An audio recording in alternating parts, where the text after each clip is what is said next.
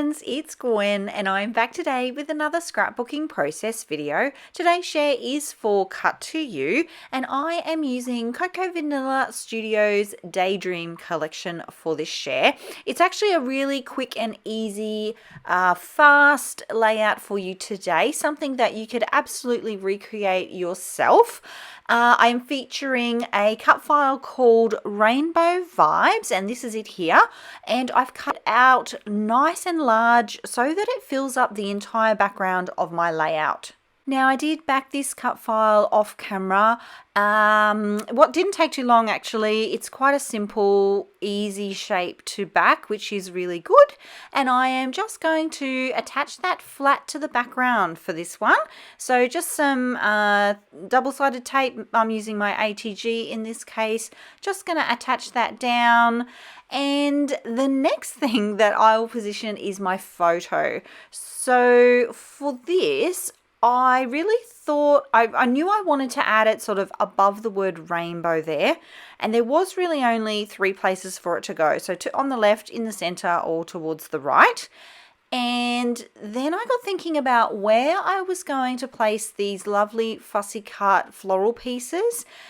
And I really liked the idea that they would be more towards the B and the O in rainbow rather than the R and the A, so more towards the right. And that meant that my photo had to go towards the right. I feel like too, the way that the photo is taken, so the angle of the tree and the way that my hair is flowing to the right, I feel like I'm just building on the flow of that photo and leading that onto the page. And I do like to do that. I try and go with the flow of things that are already there, because I find that pages just come together much more quickly when you do that. If you just work with what you have and go with the flow of what you have rather than trying to work against it. Now, it was at this point that I just wanted to tidy up these little extra leaves here. When I positioned the other piece on top of that one, the larger one, I felt that it was just a little bit busy when I positioned this one here. It just felt a bit busy with those other extra leaves there. So I just trimmed them off. I am going to add that large cluster of flowers and leaves in that corner there. And that's going to really help pull everything together, because that's another really large element that's on my page. There isn't actually a lot of room left for things. I am going to work on a visual triangle because I don't really have that yet. I've got a very heavy bottom with that big title, and I've got my photo there, and then obviously my embellishments for my photo are on the bottom half of the page. So there isn't a lot going on in the top areas of the page. So I do balance things out by adding a second floral cluster in the top right hand corner of my photo there. And I am going to spread that out so that there's flowers above the photo, but also a couple just to the right of the photo.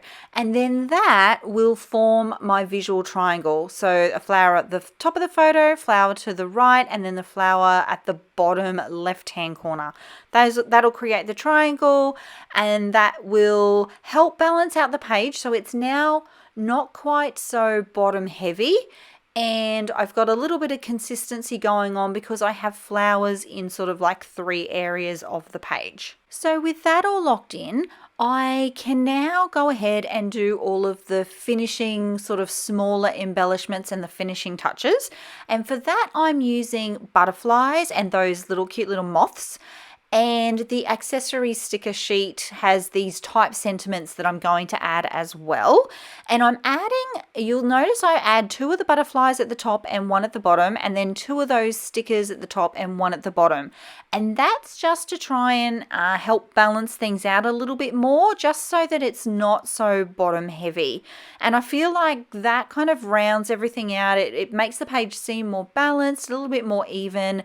And it fills in those, so I don't have just large elements on my page. I've got some smaller details that the eye can be drawn to. And that's going to pretty much finish up the page. So this one is absolutely one that you could easily recreate. I think it only took me about half an hour, so it was lovely and fun and quick to put together. Thank you so much for being here, my creative friends. If you like the way that I scrapbook or the way that I chat about the way that I scrapbook, I would love it if you give this video a thumbs up. I will see you all in the next video. Until then, bye!